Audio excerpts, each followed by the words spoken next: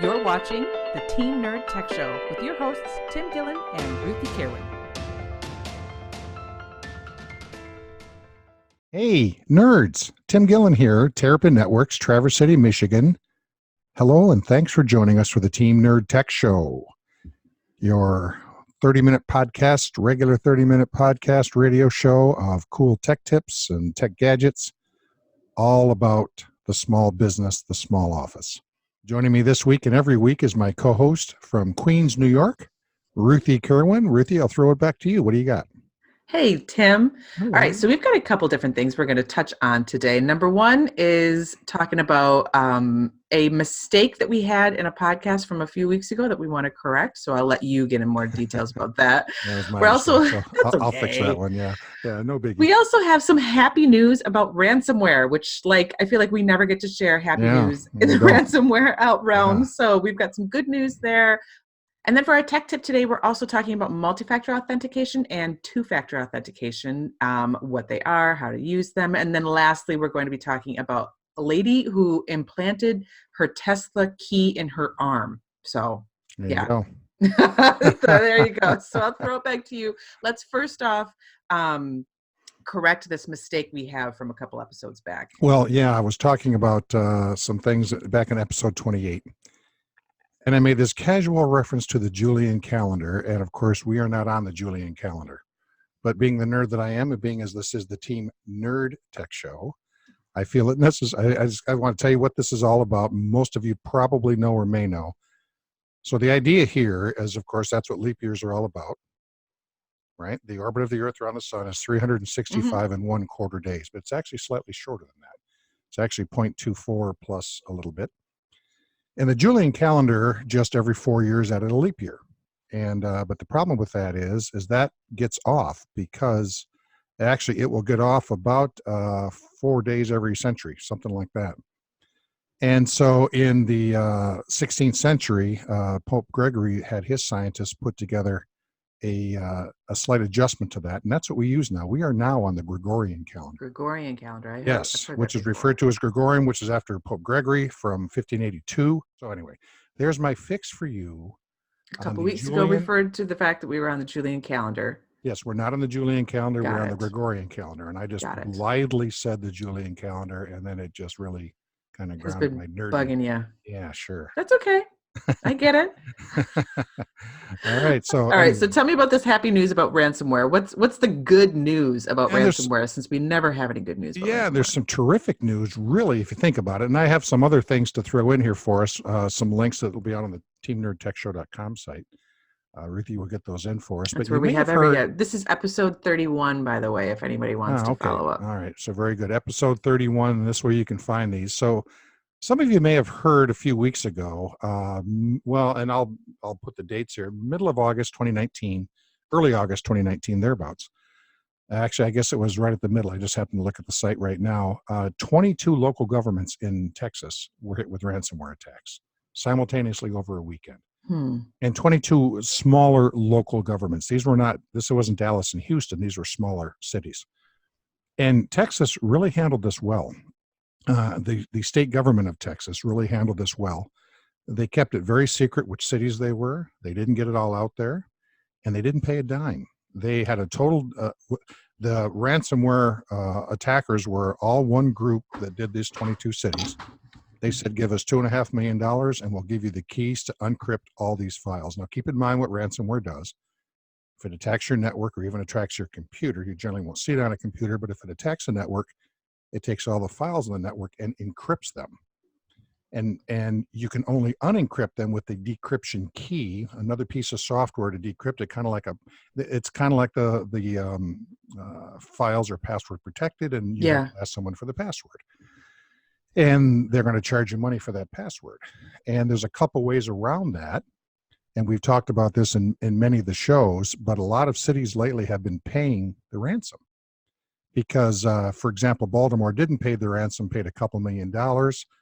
A city outside of Atlanta, which was just a mess and took forever. A city outside of Atlanta did pay the ransom, and they got their files right back, but they gave a bunch of crooks in, it looks like Eastern Europe, $300,000. Which proved to the crooks, oh, this is a adequate way to make some money. Crime does pay. Mm-hmm. That's what it tells them. Exactly. So, generally you don't want to negotiate with terrorists. You don't want to negotiate with people who are going to hold you hostage, with blackmailers and so forth. It just encourages that kind of behavior. So Texas, what they did is they did a combination of two different things to get these restorations back. And they've been sort of hush-hush about it, which I actually think is smart. But they're letting some info out bit by bit here. And every one of these 22 governments now are back up in line. It took a couple of weeks for them to do so, which is really quite quick. Didn't pay a nickel to anybody. And they used two so what did they do? Well, they did mostly what we've talked about in the past, is they had good, solid backups in place and just immediately set about restoring backups. And so they used a combination of backups, but they also did some decryption. And there's a lot of decryption sites that are out there now. There is a nonprofit decryption project. We talked about this a couple weeks ago. Yeah. NoMoreRansom.org. Yes. NoMoreRansom.org. That's a terrific one. That's an open source nonprofit group that has been thoroughly compiling decryption keys. So there's a decryption key out there, right? Because the bad guys will sell it to you. Then they reuse the same software, which has the same decryption key, and maybe has a small change, but good programmers can go in and kind of re-engineer what's there and figure out and make a decryption key. Yeah. And No More Ransom has a whole pile of these out there. They just keep all those keys. Yeah. They're all out there. They just keep stacking them up. It's the white hats against the black hats. And it's like any virus malware type thing. It's kind of whack-a-mole. One pops its head up, you smack it down, another one pops its head up, but you got to be willing to keep doing that, which is what antivirus software largely does. It just keeps batting away the bad stuff. Yeah, right. When you see a little thing pop up in the lower part of your screen in the lower right that says antivirus update completed successfully, it's updating a file set that compares viruses that may be coming through. Antivirus software works both on behavior stuff when it can see what might be a problem, but also just on a list of bad stuff that it does constant comparisons to in real time in the background. Anyway, NoMoreRansom.org. We've got that link out in our show notes. If you're into this kind of thing, it's terrific because it really is, and it's done in conjunction with a bunch of different McAfee, Kaspersky. I can never pronounce it. Kaspersky. Yep. Europol, like a number of different cybersecurity initiatives and cybersecurity experts and et cetera, who have banded together to work on this nonprofit. And we also included some links. I kind of dug some of these up, Avast and the Windows Club. There's a whole lot. If you want to just do a Google search, you'll see quite a few where some actual virus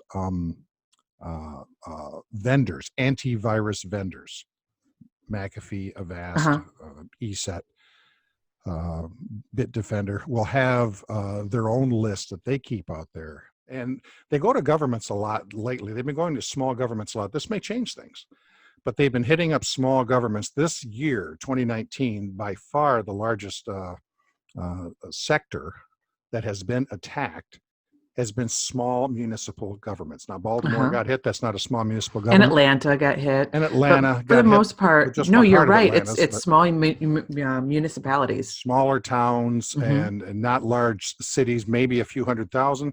What they really like is a city that's not too massive, because if they're really big, they're going to probably have a sophisticated IT department.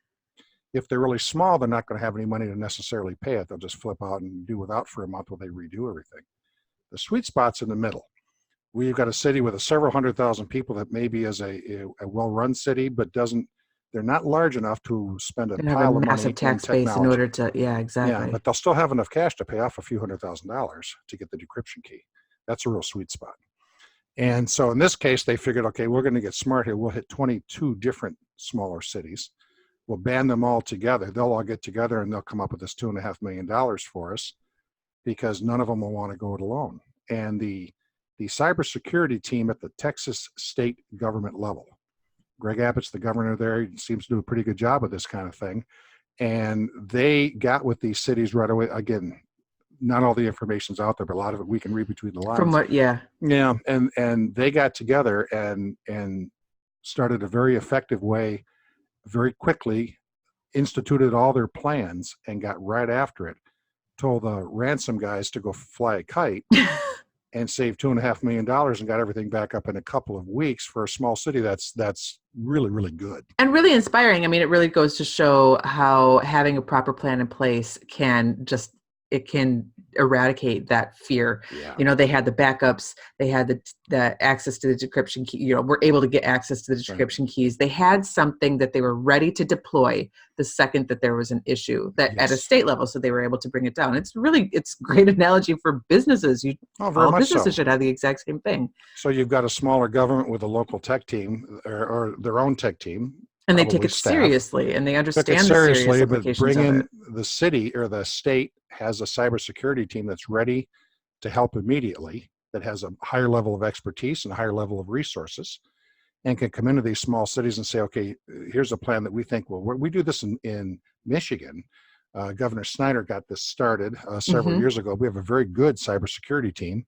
One of our local county governments here got hit with some just bad virus stuff. It wasn't actually ransomware in their particular case, although it was one of them that leads to ransomware. This particular virus gets on the system and stays there. It tends to phone home and bring in some ransomware down the road. Anyway, they got it cleaned up and got it hit again.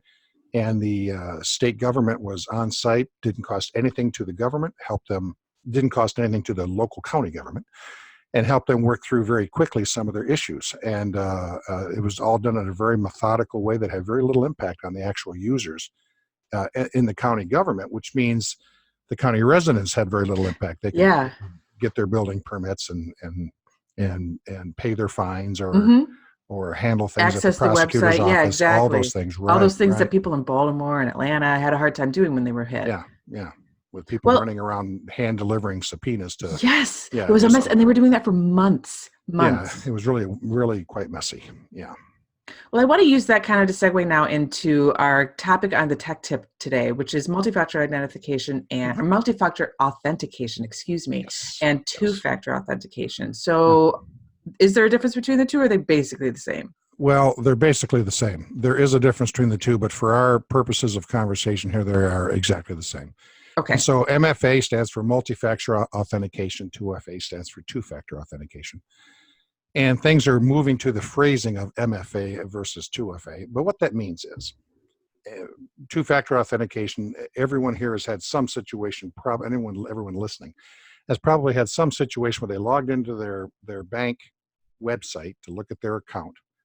And the bank then sent back a code to their cell phone, let's say, in a text message. You wait 1, 2, and then they go in and they have to put that number in. They have to type that in. Exactly.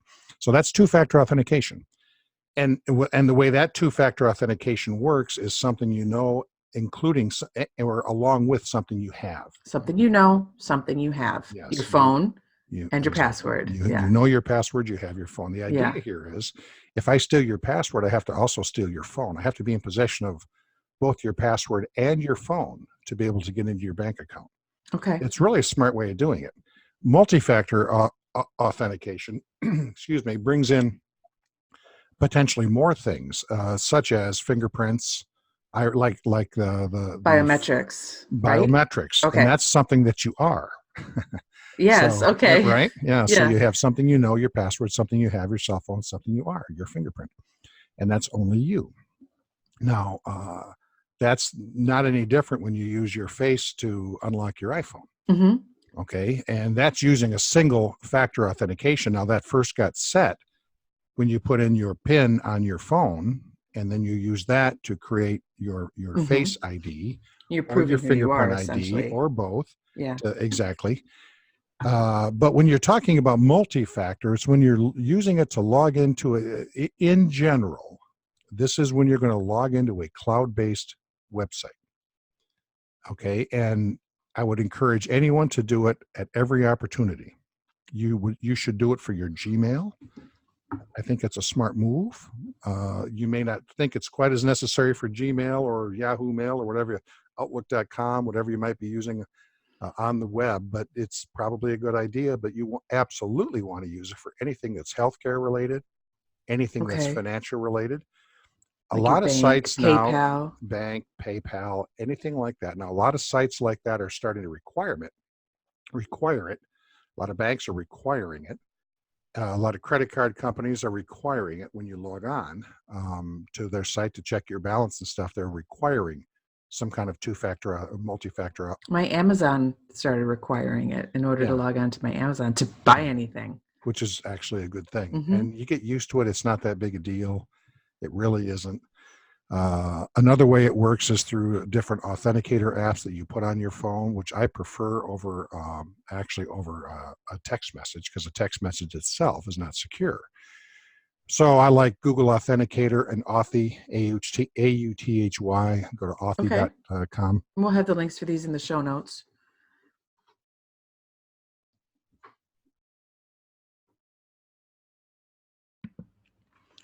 And what those are is that's an app that's going to run on your phone that has a sequence of 6 numbers that changes about every minute. And so you set that up very quickly. It's a QR code. You run the app. You point it at the website, which will have those little QR barcode. Those things little, the barcode squares. Right. And boom, you're locked in. So now when you go to Amazon, instead of it texting you back something, it pops up and asks for your Google Authenticator number, your Authy number, whatever it is. You just look on it and see whatever that is at the moment. Boom, you're in. Oh, I should do that, because these text messages are getting annoying. I feel like everything in my text message these days is here's your 6-letter code. Here's your 4-letter code. Yeah, right. Great, you're in. I would encourage Google Authenticator or Authy. Authy, okay. Yeah, and those are the two that I like. Download. Microsoft has a good one too. Microsoft Authenticator works very well. And these are all apps you can just get from the Play Store or the App Store, correct? Exactly. Okay. iOS, exactly. Okay. Out to your Apple Store or Google Play if you're on an Android. Yeah.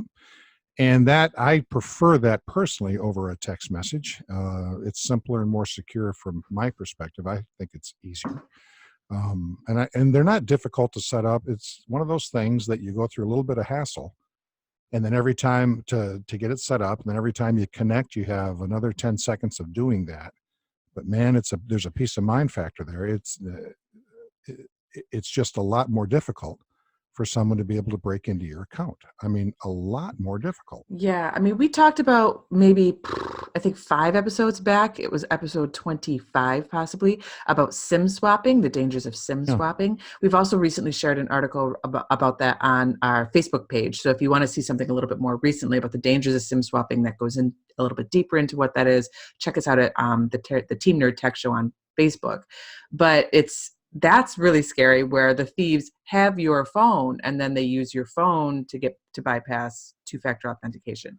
Right. But I feel like if you had a biometrics thing set up, or what else other than biometrics would you be able to use to bypass a SIM swap? If you just swap your SIM, the Authy software is not going to come through. Okay. So a SIM swap is a more risky when you have a text message as a second factor. It's less risky when you're using something like an authenticator. Okay. Okay. Tell me how, because if they have your SIM, I feel like they could just have all the information off your phone, correct? No, including your apps? No, they don't necessarily have all your apps when they do a SIM swap. They have your phone number, all your record of your calls, a record of everyone you've ever called, a record of everyone who's ever called you, but not your apps. A record of every text message, but they don't necessarily have your email.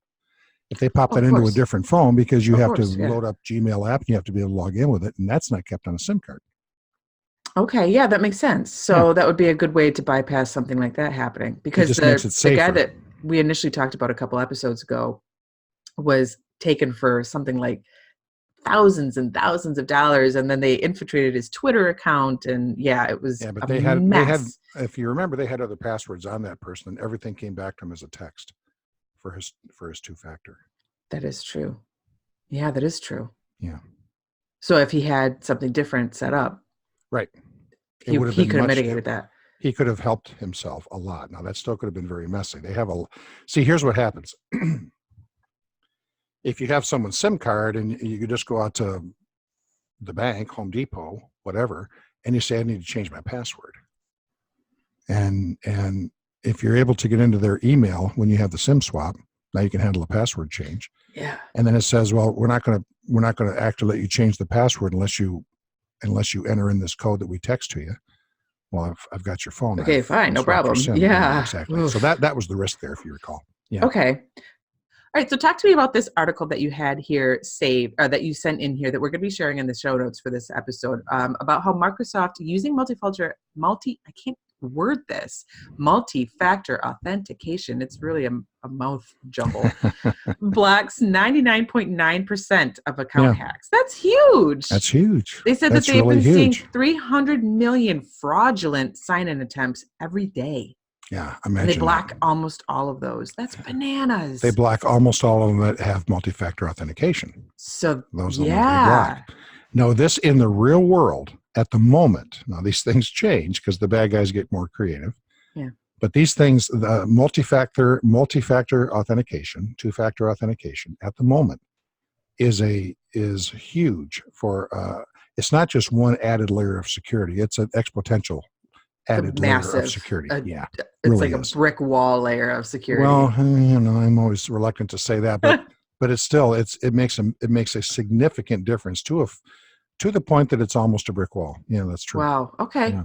So it's that important. It's that important. TLDR, put the MFA on.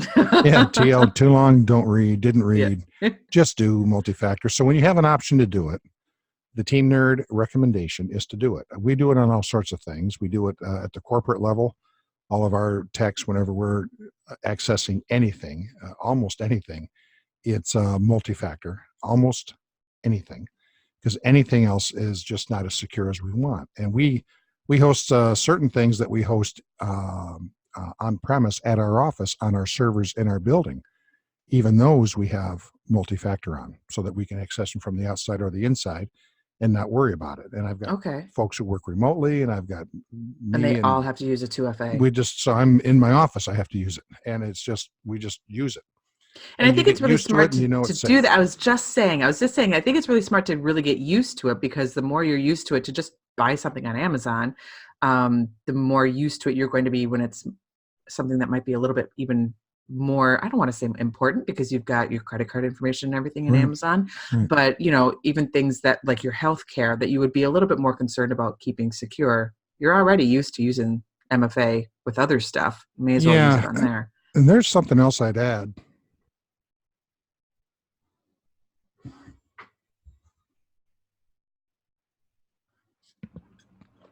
One of the things you've heard me talk about before is I'm not usually a fan of apps on a phone. Yeah. Because they, and by apps, I mean like a Facebook app. Yeah. You have the Facebook app as opposed to accessing it through the browser on your phone. Exactly. Yeah. And that's partly because it's just one more layer of lack of security, because it's very convenient. It maintains this connection all the time. It's like more and more hole, not a layer. It's like another possible hole. That's a very good, a little more leakage. That's a good way of putting it. So one of the things I would also advise is sometimes doctors' offices now have pretty nice stuff set up where you can do your scheduling or see your lab results and that kind of thing. I'm not a fan of using their apps. They always want you to. I won't. And I will insist that they have some kind of two-factor, and if they don't, I don't like it, and I tell them that. Yeah. And they say, well, we've never had a problem with it. That's not what I asked. Good for you. It's really, it's really not relevant to the situation here. It really isn't. No, it's true. I hate when they make you sign on with stuff. You must be using the app in order to access it. Yeah. I don't do it either. I mean, I'm sure I get that from you, but I won't use it either. Yeah. Why would you get that from me? We're a little bit alike. Yeah. Some of you, I got asked this last week. I was chatting with someone who didn't realize again that you're my daughter. I am your daughter. We know each other quite well. We do know each other quite well. My whole life, in fact. Yes, your whole life. That's true. Yeah. But anyway, Ruthie's been well conditioned on some of this stuff, so that's good. That's good. I'm not nearly as suspicious about a lot of things as you are, but I do have these more knee-jerk. I know you don't, and I'm a little too trusting. But I do have these kind of like knee-jerk reactions to. No, I'm not downloading an app. I'm not putting an app on my phone. Why would I need to? Wow. So you can get more information. Oh, I understand. Yeah. No, not necessary. Yeah. So anyway, speaking of being suspicious and keeping weird stuff on my phone, here's something I'm not going to do. I'm not going to get the key to my car and implant it in my arm so that I can just wave my arm in front of my Tesla. So that's what this woman did. She works for Tesla. and she took an RFID chip and put it in her arm so that all she had to do was wave her arm in I front love of, that. oh my goodness, in And front of her people car so that she could access her car. and people actually tell me, Tim, you're such a nerd. You really don't know what a nerd really is. And here, let me this open lady, this up. this lady's a nerd. So she works for Tesla. Yeah. And as you might know about Tesla cars, all electric cars, Elon Musk, really a common thing. And they're a bit ahead of the curve on a few things that's good, and a bit ahead of the curve on a few things that's not so good, but they're really terrific. And they're in some ways, I do believe, also the future of automobiles. They have I a long way to go, but I think they are. Future of a lot of types of automation and a lot of type of transportation and Elon all Musk, sorts I mean, of things. he's a visionary, 100%. He really is. There's no way around it. And however, if that's where the future's going, yeah. Well, the way that a Tesla works, for those you don't have a car key. There's no key. Yeah. And you've got either an app on your phone, and you just pop the app, and it unlocks your car, and can start your car. You can be up in your office, and because basically the car is always online. It's got it's always able to receive your message through basically a satellite thing that they've set up for internet access just for their cars, and that's how they're able to. When they make an improvement in the battery charging and the way the GPS works and all that, one of the things that Tesla does is just push an update down to your car, which sometimes causes problems. They'll do it at 2 a.m. You go out in your car in the next morning, and sometimes it hasn't worked. Or what if the update happens while you're driving? Yeah, well, they don't. Actually, they've got that built in. They do? It doesn't do it while you're driving, and I think they've been pretty careful on that. And when I say sometimes it doesn't work, that's been very rare. It's happened. You can follow the stuff. It's happened, but not very much. They've done a very good job of that. But anyway, what do you need a key for? And this is not. This whole point of this is that the mechanical stuff starts to go away. And so you have an app on your phone, or you have a little key fob on your keychain that just when it gets close enough, it's RFID, that's radio frequency identification. So it's a radio frequency, goes in all directions. As you get close enough, it reads it. This is not unlike if you've got a keyless start for your car. Yeah. You just push a button and you walk up to it, and the puddle lights go on. Those are the little lights on the bottom of your rear view mirrors that shine down on the to kind of show that you're walking close to the car. Those are referred to as puddle lights. Is this sort of similar to the Bluetooth function? So if I have Bluetooth on my phone and I'm listening, this happened to me the other day. I had Bluetooth on my phone. I had it Bluetoothing into the speakers I was listening to in my headphones. And then I got into my car, I turned on the car, and it just went into the speakers of the car. So I didn't need to listen in my speaker.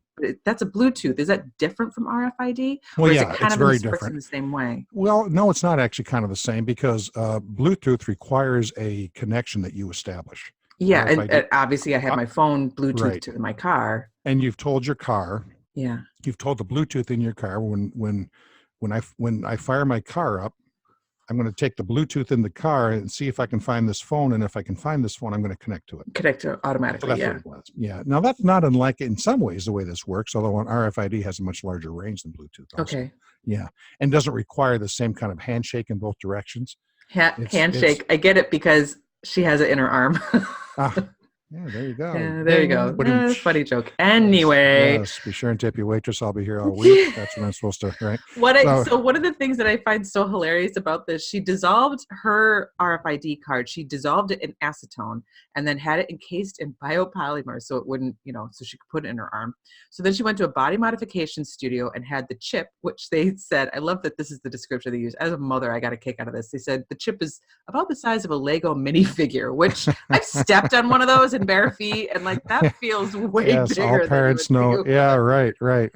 But she said she had it implanted, and then they have a video here, and the video says, "Warning: there's a little bit of blood." It's like, why would I watch this? Yeah. And then she says that it doesn't work as well as she would have hoped, but she thinks because it's still really swollen from implanting the chip in her, she's like, maybe once the swelling goes down, I can unlock my car from a farther distance. Right now, she needs to be only an inch close to her car. And that would be the problem with it, because it's RFID and there's not a whole lot of power in that chip. It has to be able to read what's being sent from the car all the time. and now you've put this layer of epidermis over which we sometimes call skin on the outside, and fat and Yeah. whatever is in between it. It's And that's swelling and obviously going to make it, everything. yeah, Well, that's she going to had make it done more this to her difficult. house. That's the other bananas thing about this woman. She had put an RFID chip in her arm and then used that to access her own home. So she locked she locked her house with an RFID chip and then had the chip in her arm so that she never has to use the keys to get into her own home. And then she's like, guess I'm going to do this for my car too, so I just don't ever have to use keys again. Don't I ever mean, have to worry about keys. I think that's kind of cool. I would know keys are a pain in the butt, but sometimes, but when you're carrying a bunch of different things and you want to just go into your house, it would be nice to not have to use keys. But at the same time, I don't know how I feel about putting in my arm. It has a certain Blade Runner or Matrix or whatever feel with the thing in the back of your neck. That's how you can. And if that's your thing, that's cool. I mean, you watch the video, right. She seems like a cool chick. She seems like she has it together. She's not bananas crazy. No, the act of like it, I think, is bananas crazy. But anyway, I think that's where we need to end this today. Okay. So we talked about the smart, the good, the bad, and the crazy today. We covered all of our bases. Again, this was episode number 31. If you're looking to look up any of these article links that we will have in our show notes on teamnerdtechshow.com. You can also follow us along on Facebook. We're on Team Nerd Tech Show on Facebook, and on Twitter, we're terrapin.tech. And we share a lot of the links that we talked about and get other conversations and past episodes and all that kind of good stuff. We're also on iTunes, Google Podcasts, Stitcher, anywhere else you get your podcasts if you want to follow us along. And we are on YouTube now. So starting to touch all those bases with the show. But anyway, thanks for hanging out with me again, Tim. Let's catch up next Sunday, okay? All right. Thanks a lot. All right. Have a good week.